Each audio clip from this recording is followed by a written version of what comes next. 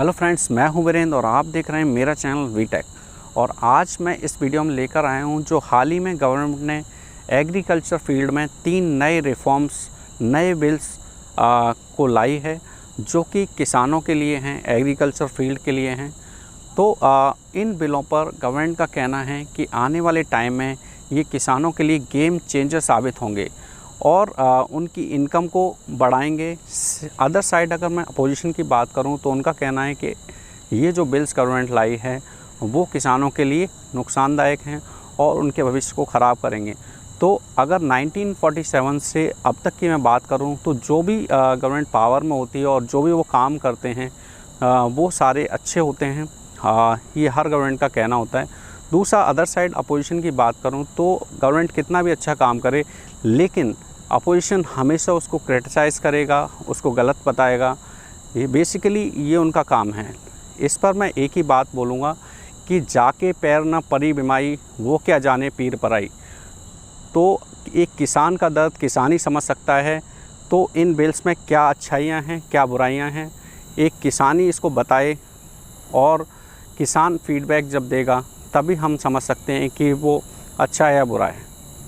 और जो सबसे ज़्यादा कन्फ्यूजन है, सबसे ज़्यादा विवाद है वो एमएसपी को लेकर है। तो इस वीडियो में आपको बताऊंगा कि एमएसपी क्या है और एमएसपी का ओरिजिन क्या है, क्या हिस्ट्री है एमएसपी की, और इसमें बताऊंगा जो 3 एग्रीकल्चर रिफॉर्म्स आए हैं उनमें क्या क्या नए बदलाव हुए हैं, क्या क्या नई चीज़ें हैं जो किसान की लाइफ को इम्पैक्ट करेंगे आने वाले टाइम में। एमएसपी को समझने के लिए हमको देखना होगा 1950 का जो दशक था उसमें क्या होता था। फार्मर्स जब फसल को बोते थे अपने खेतों में तो उस समय उस फसल के दाम मार्केट में काफ़ी अच्छे होते थे और वो उसी अनाज को बो देते थे जो भी फसल होती थी। जब उसको बेचने वो मार्केट में जाते थे तो मार्केट में उसकी कीमत उनको आधे से भी कम मिलती थी। तो बहुत घाटे में रहता था किसान और बहुत ज़्यादा क्राइसिस में था। जब इन सारे इश्यूज़ काफ़ी उठे ये तो 1957 में गवर्नमेंट ने एक फूड ग्रेन कमेटी बनाई जिसने कुछ रिकमेंडेशन दी, कुछ सिफारिशें दी कि फार्मर्स और एग्रीकल्चर फील्ड में कुछ सुधार किए जाएं। उसके बाद 1964 में जब देश के प्रधानमंत्री लाल बहादुर शास्त्री जी बने तो उन्होंने एक बात बोली कि किसान जो भी फसल बोता है उसकी जो लागत है उससे कम में वो सेल नहीं होना चाहिए। तो इसके लिए उन्होंने एक कमेटी बनाई लक्ष्मीकांत झा की अध्यक्षता में। तो उन्होंने स्टडी किया ये सारी चीज़ों को और फिर रिकमेंडेशन दी। उसके बेसिस पे एग्रीकल्चर प्राइसेस कमीशन बना। एग्रीकल्चर प्राइसेस कमीशन में ये डिसाइड किया गया कि अगर बाज़ार में फसल की कीमत गिरती है तो उस फसल को गवर्नमेंट खरीदेगी और जो जिस प्राइस पे खरीदेगी उसी को एमएसपी बोला गया। एमएसपी मतलब मिनिमम सपोर्ट प्राइस, न्यूनतम समर्थन मूल्य। तो ये जो ओरिजिन है एमएसपी का वो उसी कमीशन से आया। और उसके लिए जब गवर्नमेंट ये सारा अनाज खरीदेगी, किसान से फसलें खरीदेगी, तो उसके लिए स्टोरेज करने के लिए भी चाहिए और डिस्ट्रीब्यूशन के लिए भी चाहिए। तो 1965 में एफसीआई का गठन हुआ। एफसीआई का काम था कि जो किसान से जितना भी अनाज, जो फसलें खरीदी जाएंगी, उनका रखरखाव, उनका स्टोरेज और उनका डिस्ट्रीब्यूशन। तो इसके लिए एफसीआई को बनाया गया, फूड कॉरपोरेशन ऑफ इंडिया। और उस समय सबसे पहले 1965 में एमएसपी 2 फसलों के लिए दिया गया, गेहूं और चावल। तो एमएसपी का ओरिजिन वहीं से हुआ। तो एमएसपी की बात करें, फिर उसके बाद ये जो एग्रीकल्चर प्राइसेस कमीशन है इसका नाम 1985 में बदल करके commission for agriculture cost and prices कर दिया गया, जो अभी भी वही चल रहा है। और अगर हम बात करते हैं एमएसपी की तो अक्रॉस दी कंट्री 100% में से केवल 6% किसान हैं जो एमएसपी पर अपने फसल को बेच पाते हैं। रेस्ट ऑफ 94% अपनी फसल को मंडी में बेचते हैं, चौराहे पे बेचते हैं, किसी साहूकार को बेचते हैं। तो इस तरह ही से ही चलता है। तो ये सारा है एमएसपी।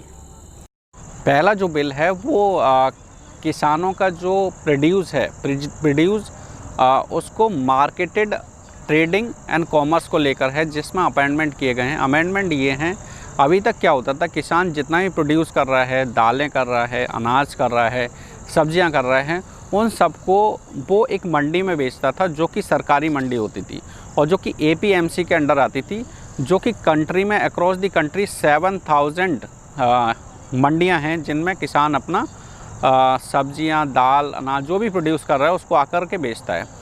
अभी तक जो प्रोसीजर होता था वो ये होता था कि मंडी में आकर के अपने जो भी अनाज ला रहा है, सब्जी ला रहा है, उनको बेचता था। और वहाँ पे होते हैं बिचौलिए। बिचौलिए बेसिकली हम बोलते हैं उनको आड़तीज़ जो होते हैं वो उस माल को ख़रीदते थे। तो जो भी आड़ती होते हैं वो ऐसा नहीं है वो गवर्नमेंट की थ्रू लाइसेंस लेकर के वहाँ अपना बिजनेस कर रहे हैं, ट्रेडिंग कर रहे हैं। तो आइडली होना ये चाहिए कि जो भी किसान ला रहा है वो सरकार द्वारा जो प्राइस डिसाइड किया गया है, MSP, जिसके बारे में मैंने आपको बताया, उस पे ही उनके सब्जियां, उनके अनाजों को ले।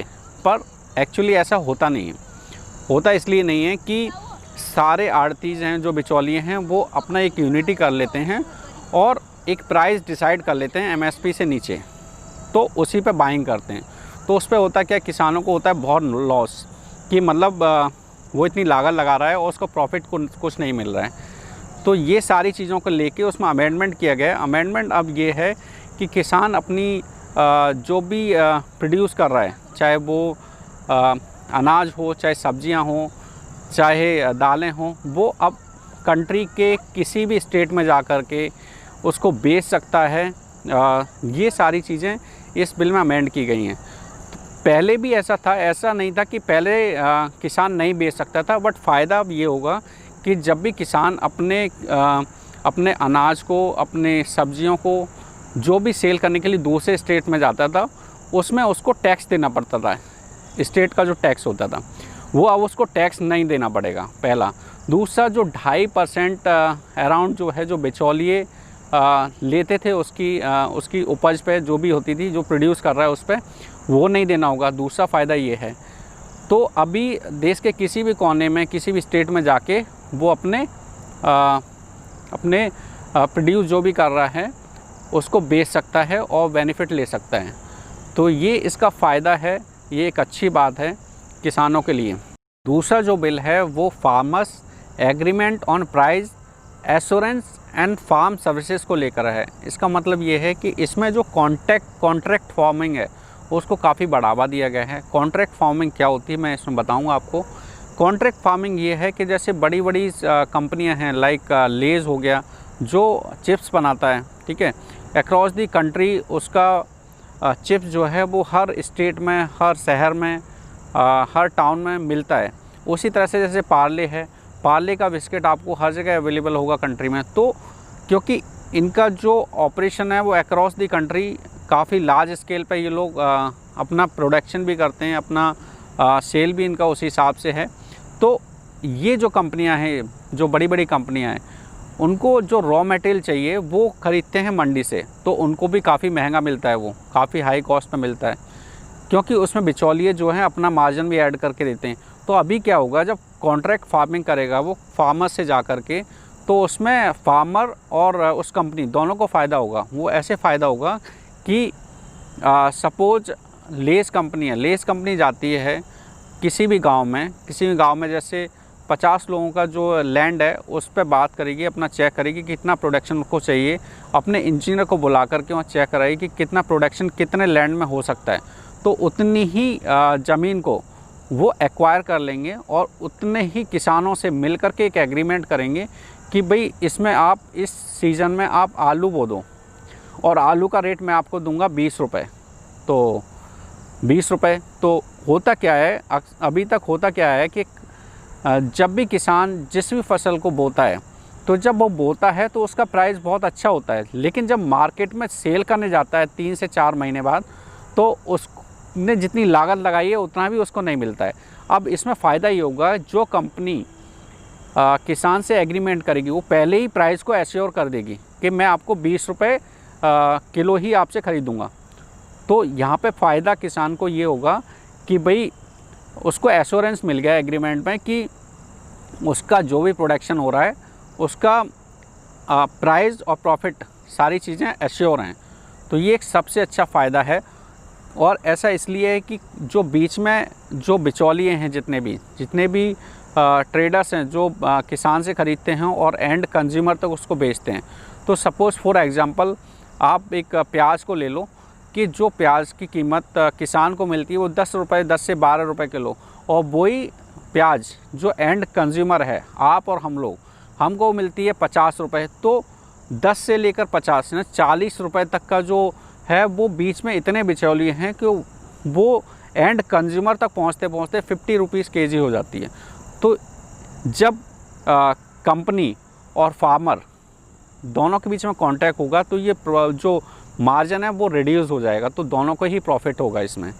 तो ये एक अच्छी बात है कॉन्ट्रैक्ट फार्मिंग, क्योंकि इसमें किसान को ना एश्योरेंस मिल रहा है उसकी फसल का बोने से पहले ही कि आप ये फसल बो और इतना प्राइस एग्रीमेंट में है वही आपको मिलेगा जब आपका फसल कट जाएगा। तो एक तो फ़ायदा ये है। दूसरा फ़ायदा ये है, जो कंपनी किसान से एग्रीमेंट करेगी वो अपना जो भी प्रोड्यूस हो रहा है वहाँ पे, चाहे वो आलू हो रहा है, चाहे चावल हो रहा है, चाहे गेहूँ हो रहा है, तो वो वहाँ जब कटेगा उसका फसल तो अपना जो ट्रांसपोर्टेशन है, वो जो मोड ऑफ ट्रांसपोर्टेशन होगा वो कंपनीज ही अपना यूज़ करेगी। तो यहाँ पे भी किसान का वो पैसा बचेगा। तो ये एक अच्छी चीज़ है और किसान के लिए बेनिफिट होगी, कंपनीज़ के लिए बेनिफिट होगी। ऐसा जो बिल है वो एसेंशियल कमोडिटीज़ को लेकर है। एसेंशियल कमोडिटीज़ क्या होती हैं? जो हम डेली लाइफ में अपना यूज़ करते हैं, जैसे चावल हो गया, गेहूँ हो गया, चीनी हो गया, ऑयल हो गया, ये सारे एसेंशियल गुड्स हैं। इन कमोडिटीज़ को होल्डिंग करने का पहले एक लॉ था कि एक सर्टेन लिमिट तक ही आप होल्ड कर सकते हो अपने वेयरहाउस में, उससे ज़्यादा नहीं कर सकते।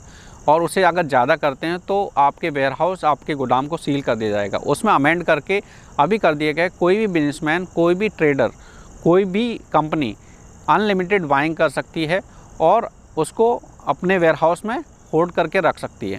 तो ये यहाँ पे अमेंड किया गया है। तो इसका एक फ़ायदा ये होगा कि अभी तक किसान जो है वो अपना जो भी फसल होती थी, जो भी सब्जियां होती थी, जो भी एक्सेट्रा जो भी वो प्रोड्यूस करता था, वो एक मंडी में जाके बेचता था। उसको उसके दाम कम मिल रहे हैं तब भी उसको बेचना पड़ता था। अब उसके पास ऑप्शन होंगे कई सारे, तो उसको प्राइस अच्छा मिलेगा।